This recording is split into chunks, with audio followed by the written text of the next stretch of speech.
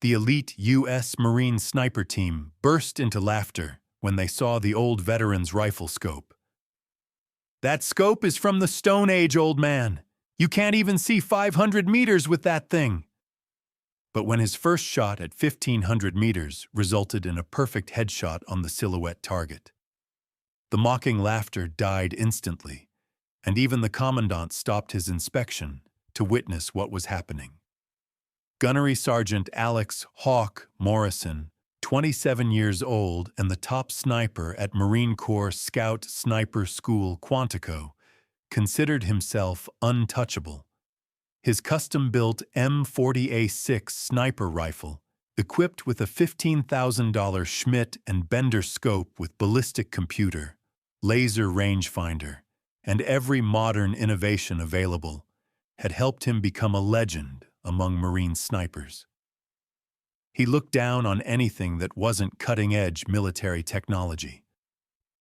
The Tuesday morning training session at the Advanced Marksmanship Range was supposed to be routine when 68-year-old Thomas "Ghost" Patterson walked onto the facility carrying what appeared to be a relic from the Vietnam War.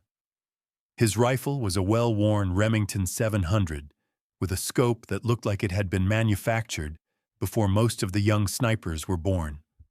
A Unertl 10X scope from the 1960s, complete with scratched metal housing and faded adjustment markings. Ghost moved with the careful deliberation of age, but his weathered hands handled the rifle with unmistakable familiarity. He wore simple civilian clothes, cargo pants, a plain olive drab shirt, and a faded Marine Corps cap that gave no indication of his legendary status. "Jesus Christ, look at this dinosaur," Morrison whispered to his spotter, Staff Sergeant Kevin Chen. "Somebody's grandfather wants to play sniper with his antique collection." But what he didn't know yet. The Scout Sniper School at Quantico was the pinnacle of Marine marksmanship training, producing some of the deadliest long-range shooters in the world. Morrison's team had been running precision drills all morning with their state-of-the-art equipment, achieving impressive but not exceptional results at the 1,000-meter range. Morrison had just completed a respectable 5-shot group at 1,200 meters, with all rounds landing within a 12-inch circle, good enough to earn praise from the other snipers watching. When Ghost approached the range control officer to request permission to use the extreme distance targets, several U.S. Marine snipers stopped their training to watch what they expected to be an embarrassing display of outdated marksmanship. "Sir, this range is reserved for qualified scout snipers," the range officer, Master Sergeant Williams, explained professionally. "Do you have authorization?"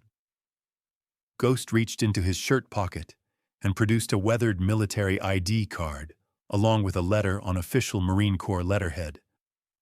Williams examined both carefully, his expression shifting dramatically as he read the credentials. "Yes, sir, Mr. Patterson.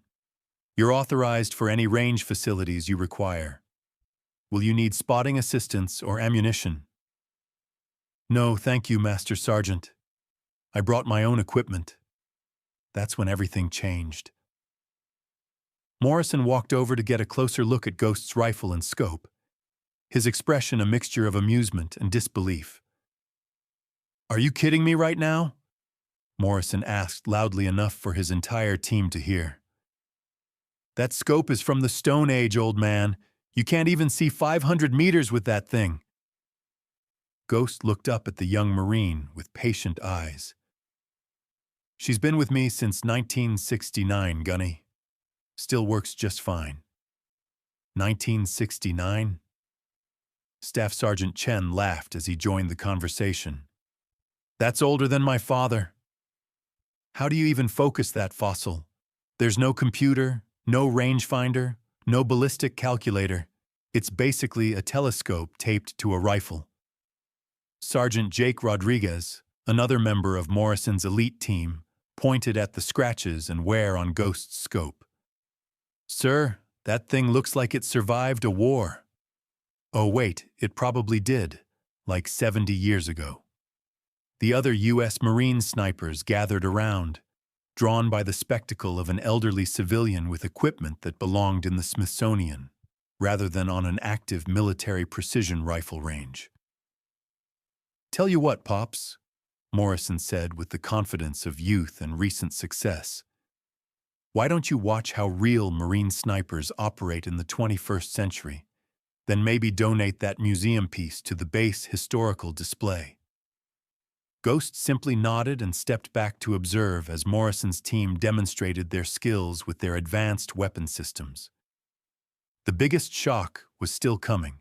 Morrison took position at the 1,200-meter firing line with his M40A6, its sophisticated scope calculating wind, temperature, humidity, and elevation automatically. He was in his element, ready to show this relic from the past how modern snipers operated. "Watch and learn, old-timer," Morrison called out as he settled into his prone position, his spotter beside him with a high-powered spotting scope. Morrison fired 5 methodical shots, his ballistic computer helping him achieve a tight grouping. His team cheered with each successful hit, and several instructors had stopped their duties to watch the demonstration. 12-inch group at 1,200 meters, Chen announced proudly. "That's damn good shooting, Hawk." The assembled U.S. Marine snipers applauded, recognizing the skill required to achieve such precision at that distance. "Think your antique can match that?" Morrison asked, looking directly at Ghost. "Hell, can you even see the target at 1,200 meters with that ancient glass?" Ghost stepped forward quietly. "I'd like to try, if you don't mind. Though I was hoping to use the 1,500-meter range." The laughter from the Marines was immediate and sustained. 1,500 meters? Rodriguez couldn't contain his amusement. "With that scope?" "Sir, that's not even possible. The optics alone would need—" "I understand the limitations," Ghost interrupted gently. "Just want to see if I still remember how. But wait, there's more." Master Sergeant Williams looked uncertain. "Sir, the 1,500-meter range is reserved for advanced training with our newest equipment. Are you sure you want to attempt that distance with your rifle?" "Yes, Master Sergeant, if it's not too much trouble." Williams shrugged and activated the extreme distance targets. "It's your call, sir. The 1,500-meter range is hot." Ghost walked to the designated firing position, his aged rifle with its ancient scope looking absurdly primitive compared to the high-tech weapons systems surrounding him. The Unertl scope, with its external adjustment knobs and simple crosshairs, was technology from an era when men calculated ballistics in their heads, rather than letting computers do it for them. Morrison and his team watched with barely concealed amusement, certain that the old man couldn't even properly see the target at that distance, let alone hit it. "This is going to be painful to watch," Chen whispered. Ghost lowered himself into a prone position with surprising fluidity for his age. His body settled into a shooting stance that was textbook perfect. Left leg extended, right leg bent, rifle supported by a simple bipod, his breathing already slowing to the controlled rhythm of a trained marksman. "Sir?" Williams asked quietly. "Would you like a spotter?" "No, thank you. I work better alone." Ghost spent nearly a full minute studying the distant target through his ancient scope, his body completely still except for the subtle movements of his hand, adjusting the elevation and windage knobs on the old Unertl.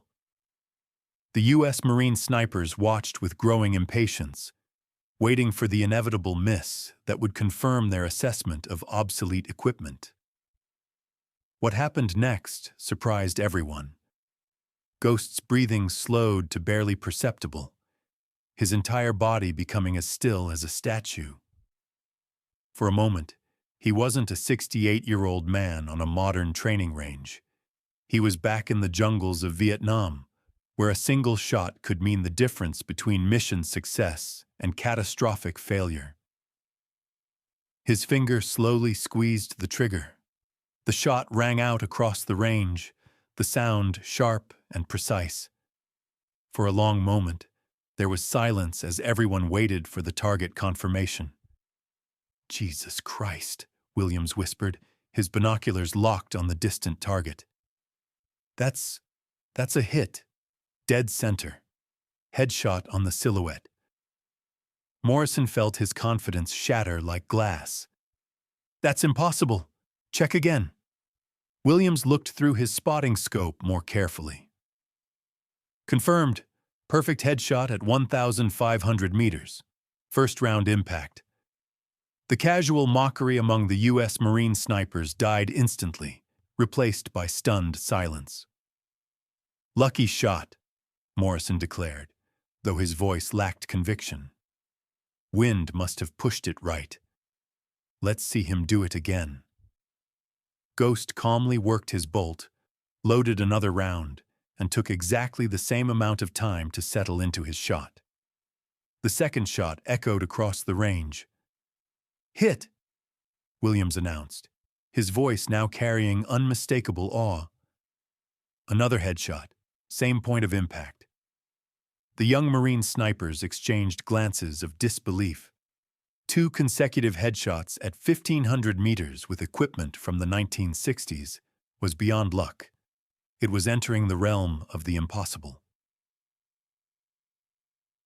If incredible displays of precision, dedication, and the timeless art of sniping inspire you, make sure to subscribe to our channel. We share these powerful reminders that the most advanced technology can't replace decades of experience and mastery of fundamentals. Hit that subscribe button to witness more amazing stories of veterans whose skills transcend technology and time. The real surprise was, word of Ghost's shooting demonstrations spread through the base like wildfire.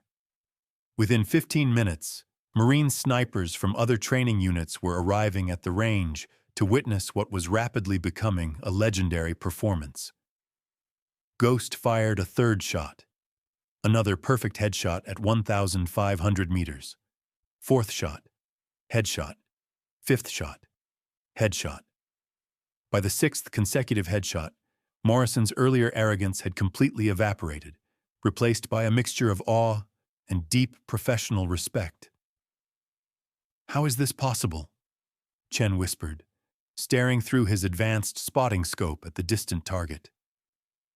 "That scope doesn't have any of the technology we rely on. No rangefinder, no ballistic computer, no weather station." Master Sergeant Williams pulled out his phone and called the school's commanding officer. "Sir, you need to get to the extreme distance range immediately. We have a situation you need to see with your own eyes." Ghost fired his 7th shot, another perfect headshot. Colonel James Barrett, commanding officer of the Scout Sniper School, arrived at the range with his staff just as Ghost was preparing for his 8th shot. The crowd of U.S. Marine snipers parted respectfully as the base's top sniper instructor approached the firing line. "What's going on here?" Colonel Barrett demanded. "Sir," Williams reported, "we have Thomas Patterson, Vietnam veteran, currently shooting perfect headshots at 1,500 meters with a 1960s-era Unertl scope." Colonel Barrett watched as Ghost fired his 8th consecutive shot. "Hit," Williams announced. "Another headshot. That's 8 for 8 at 1,500 meters." That's when the phone rang. Colonel Barrett's secure phone buzzed with a call from Marine Corps headquarters.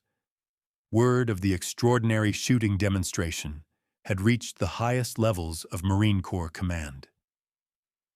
"Colonel Barrett, this is General Rodriguez from HQMC. We're getting reports of a shooting performance at your facility that's, well, frankly, they sound impossible. What's the situation?" Colonel Barrett watched as Ghost prepared for his ninth shot. Sir, we have a Vietnam-era sniper who's currently perfect at 1,500 meters using equipment from 1969. No modern optics, no ballistic computer, just iron will and decades of experience. There was a pause on the other end of the line. Did you say Vietnam era? Get me his name? Thomas Patterson, sir. The silence that followed was profound. When General Rodriguez spoke again, his voice carried a weight that made Colonel Barrett straighten unconsciously. Colonel, Thomas Ghost Patterson is a legend. He has more confirmed kills than any Marine sniper in the Vietnam War. His record stood for 20 years. Whatever he's doing at your range, I suggest you document it and learn from it. Everyone learned the truth, but the real shock. Colonel Barrett approached Ghost as he was preparing for what would be his 10th shot. Mr. Patterson, the colonel said, his voice carrying across the now silent range. General Rodriguez from HQMC just called. He says you're a legend. Would you be willing to share some information about your service with these young Marines? Ghost looked uncomfortable with the attention, but nodded. After I finish this string, sir. I like to complete what I start. Ghost fired his 9th shot. Headshot. 10th shot. Headshot. The crowd erupted in spontaneous applause, but Ghost remained focused. He fired 5 more rounds, each one finding its mark with mechanical precision. When he finally set down his rifle after 15 consecutive headshots at 1,500 meters, the assembled U.S. Marine snipers understood they had just witnessed something that would be talked about for generations. 15 for 15, Williams announced officially. Perfect score at extreme distance with Vietnam-era equipment. Colonel Barrett addressed the assembled Marines. Gentlemen, you've been privileged to witness a masterclass in fundamental marksmanship. Mr. Patterson, would you be willing to explain how you achieved this? Ghost stood slowly, his aged body protesting the extended time in prone position. It's not complicated, Colonel. Wind reading, breathing control, trigger discipline, the same fundamentals we used 50 years ago. Technology can enhance these skills, but it can't replace them. Morrison approached hesitantly, his earlier mockery replaced by profound respect. Sir, I need to apologize. What I said about your equipment, about your capabilities, I was completely wrong. Ghost looked at the young Marine sniper with understanding eyes. Gunny, you couldn't have known. But maybe this will teach you that the human behind the scope is always more important than the technology in front of it. But the final shock was still coming. Okay, Mr. Patterson, Colonel Barrett said, I'd like to know more about your service record. General Rodriguez mentioned confirmed kills. Ghost was reluctant to discuss his past, but the colonel's direct question deserved an answer. Sir, I served with the 1st Marine Division in Vietnam from 1968 to 1970, Scout Sniper Platoon. How many confirmed? Morrison asked quietly. 87, Ghost replied simply. The number hit the U.S. Marine snipers like a physical blow. 87 confirmed kills was more than most modern snipers would achieve in an entire career, and Ghost had accomplished it in just 2 years with equipment that the young Marines had dismissed as obsolete. That scope I've been using today, Ghost continued. It was with me for 73 of those 87. We got to know each other pretty well. Sergeant Rodriguez, who had made the Stone Age comment earlier, looked sick. Sir, I had no idea. The things I said... Son, you were right about one thing. Ghost interrupted gently. This scope is old. But it taught me something that all your modern technology can't teach. Patience, wind reading, and the importance of knowing your equipment intimately. The transformation that followed would become legendary at Quantico. Word of Ghost's performance spread throughout the Marine Corps within hours. Videos of his 15 consecutive headshots at 1,500 meters became required viewing at every sniper school, serving as a reminder that fundamentals would always matter more than technology. Colonel Barrett immediately invited Ghost to become a civilian instructor at the Scout Sniper School, an offer he accepted with the condition that he could teach using his ancient equipment alongside modern systems. Morrison and his entire team requested personal instruction from Ghost, leading to a complete overhaul of their approach to long-range shooting and a new appreciation for mastering the basics. The Unertl scope that had been mocked as Stone Age technology was placed on display in the Sniper School Museum with a plaque reading, "Thomas, Ghost Patterson, 15 consecutive headshots at 1,500 meters, proving that precision comes from the shooter, not the scope." Most importantly, Ghost's demonstration became the cornerstone of a new training philosophy at Quantico. Master the fundamentals with simple equipment before relying on technology. Morrison kept a photo on his desk from that day, showing Ghost in his prone position with his ancient scope. It served as a daily reminder that the most advanced equipment in the world was worthless in the hands of someone who hadn't mastered the basics. The scratched and worn Unertl scope continued to outperform scopes costing 50 times as much, proving that in the right hands, experience and skill would always triumph over youth and technology.